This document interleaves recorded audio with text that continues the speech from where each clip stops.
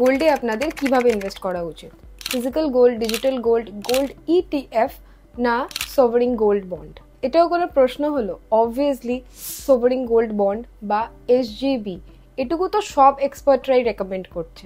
একে তো এসজিবিতে কোনো রকম মেকিং চার্জেস দিতে হয় না, আর নাই কোনো রকম জিএসটি, আর উল্টে আপনি অ্যানুয়ালি 2.5%-এর ইন্টারেস্টও পেয়ে যান এতে। তো এটা তো নো ব্রেইনার ডিসিশন হওয়া উচিত, তাই না? না বন্ধুরা, অনেক কম মানুষ এটা জানে, but there is a high possibilities যে গভর্নমেন্ট ইন ফিউচার এসজিবিকে ইস্যু করা বন্ধ করে দেবে। আর এটা আমি কেন বলছি, এটা জানতে হলে আপনাদেরকে 2015-এ যেতে হবে, যখন আরবিআই গভর্নমেন্টের সাথে মিলে এই এসজিবিকে লঞ্চ করেছিল। এটা তো আমরা সবাই জানি যে আমরা ইন্ডিয়ানসরা গোল্ড কতটা ভালোবাসি। There is a massive demand for gold in India, আর এটার জন্যই আরবিআইকে অনেক বেশি কোয়ান্টিটিতে গোল্ড ইম্পোর্ট করতে হতো, যেটার জন্যই গভর্নমেন্ট এই এসজিবি লঞ্চ করেছিল, যেটাতে এই যে ইম্পোর্টের ব্যাপারটা আছে এটা কাট ডাউন হয়ে যায়, আর যে ইনভেস্টররা আছে তারা একটা বেটার অপশন পায়। এসজিবি এর আইডিয়া একদম সিম্পল ছিল। Instead of buying physical gold, আপনি একটা বন্ড কিনতেন যেটা একটা গোল্ড প্রাইসের সাথে লিঙ্ক থাকতো। এবার এটার উপর আপনি 2.5%-এর ফিক্সড ইন্টারেস্ট পেতেন, আর আপনি যদি এটাকে 8 বছর হোল্ড করে নিতেন তাহলে আপনি গেইনসের ওপর কোনো রকম ইন্টারেস্ট দিতে হবে না। তো ইন্টারেস্টও পাওয়া যাচ্ছে আর ট্যাক্সও দিতে হবে না। এটা শোনার পর তো সবাই দিনে তারা দেখা শুরু করে দিল, আর এসজিবি হিট হয়ে গেল। গভর্নমেন্ট আর সাধারণ মানুষ সবাই খুশি হয়ে গেল, কিন্তু এই গভর্নমেন্টের খুশি হওয়ার পেছনে আরো একটা কারণ ছিল, কারণ ফাইনালি গভর্নমেন্ট সস্তা রেটে পয়সা পাচ্ছিল। গভর্নমেন্ট এমনিতে যদি মার্কেট থেকে কোনো রকম বন্ডের এগেনস্টে টাকা তুলতে বেরোতো তাহলে কিন্তু 6.7%-এর ইন্টারেস্ট দিতে হতো, যেটা গোল্ড বন্ডের ক্ষেত্রে 2.5%-এর ইন্টারেস্ট দিতে হচ্ছে। ইফেক্টিভলি গভর্নমেন্ট 2.5% রেটে কিন্তু লোন পেয়ে যাচ্ছিল, which was great until it wasn't. SGB এর ফার্স্ট ইস্যু এলো 2015-এ। 2015 থেকে 2024-এ গোল্ড প্রাইসেস 180% বেড়ে গেছিল, যেটাতে ইনভেস্টররা ভালো রিটার্নস পেয়েছিল, কিন্তু গভর্নমেন্টের স্ট্রেস বেড়ে গেছিল, কারণ আলটিমেটলি গভর্নমেন্টকেই টাকাটা দিতে হয়েছিল। গোল্ডের প্রাইস যদি নেগেটিভ রিটার্নস দিত বা আস্তে ধীরে বাড়তো তাহলেও কিন্তু এই গোল্ড বন্ড গভর্নমেন্টের জন্য ঠিক ছিল, কিন্তু অস্বাভাবিকভাবে বেড়ে গেছিল গোল্ড প্রাইসেস, আর আলটিমেটলি এক্সপেকটেশনের বেশি গিয়ে গভর্নমেন্টকে নিজের পকেট থেকে দিতে হয়েছিল।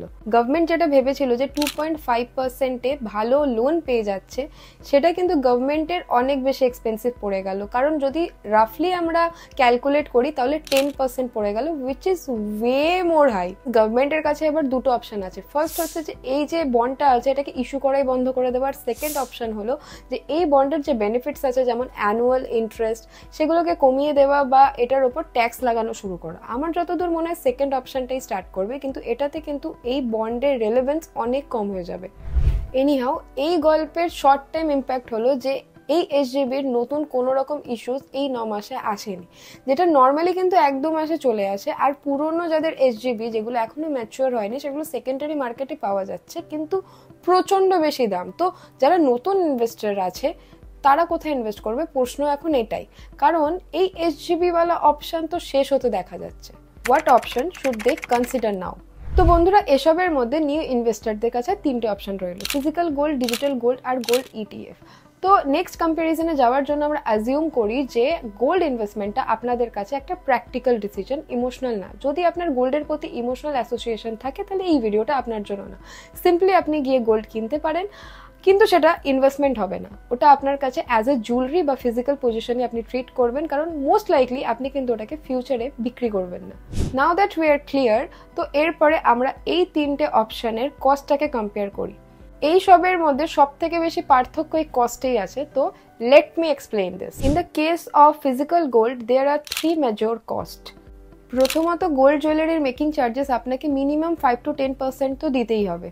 ফিজিক্যাল গোল্ড কিনে সেটাকে রাখার জন্য ব্যাংক লকার ফকারও নিতে হয়, যেটা সেফটি পারপাসের জন্য হয়, যেটারও মিনিমাম কস্ট 2-3% কিন্তু চলে যায়। And to top it all, physical গোল্ডে 3% জিএসটি কিন্তু আপনাদেরকে দিতেই হয়, and which is also a cost for retail consumer.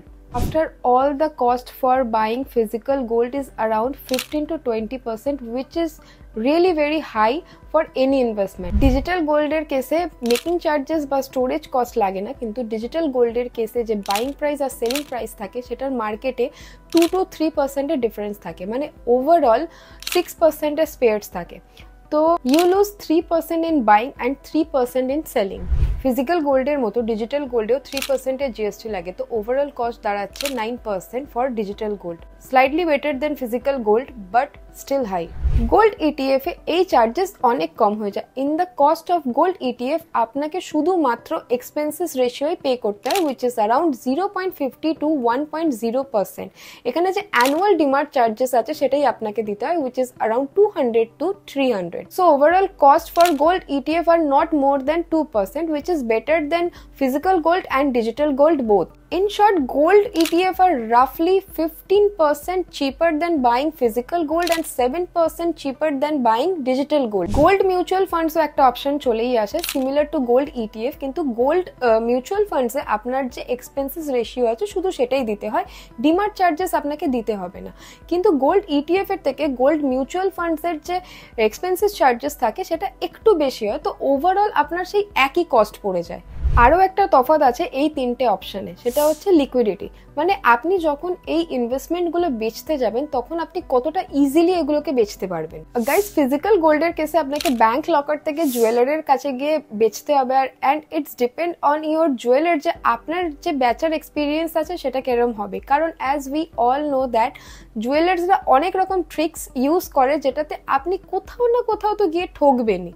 Physical gold বেচার প্রসেসটা একটু ট্রেডিয়াস, আর তারপরেও একটা হাই পসিবিলিটিস থাকে যে আপনার 3 to 4% এর কস্ট কিন্তু লাগবেই। ডিজিটাল গোল্ডের ক্ষেত্রে বিক্রি করা রিলেটিভলি একটু ইজি, কিন্তু যেমনটা আমি আগে বললাম যখনই আপনি বিক্রি করতে যাবেন মার্কেট প্রাইসের থেকে 2 থেকে 3% কম দাম পাবেন।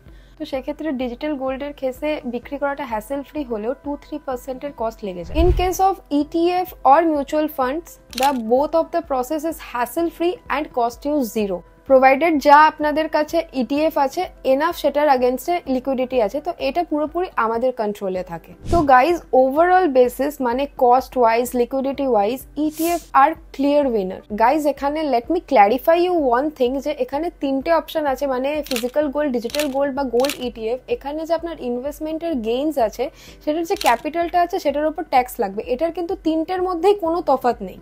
তাহলে এতক্ষণ ধরে এত কিছু দেখার পর গোল্ড ইটিএফই বেস্ট অপশন লাগছে, তো মানে এসজিবির পর গোল্ড ইটিএফই বেস্ট অপশন মনে হচ্ছে। কিন্তু মার্কেটে এতগুলো গোল্ড ইটিএফ, এর মধ্যে আপনার কোন গোল্ড ইটিএফ এ ইনভেস্ট করা উচিত? আমরা আপনার জন্য 2024-এর বেস্ট গোল্ড ইটিএফ গুলোর টেবিল ওয়াইজ কম্পেয়ার করছি। বন্ধুরা, ইটিএফ এ লিকুইডিটি একটা ইম্পর্টেন্ট ফ্যাক্টর, আর এটা আসে AUM থেকে। আমরা অবজার্ভ করেছি যে 500 কোটির নিচের AUM এ লিকুইডিটি ভালো আসে না। এই কারণেই we are rejecting IDBI, Invesco, Aditya Birla and UTI, এই সবকটারই AUM 500 কোটির কম।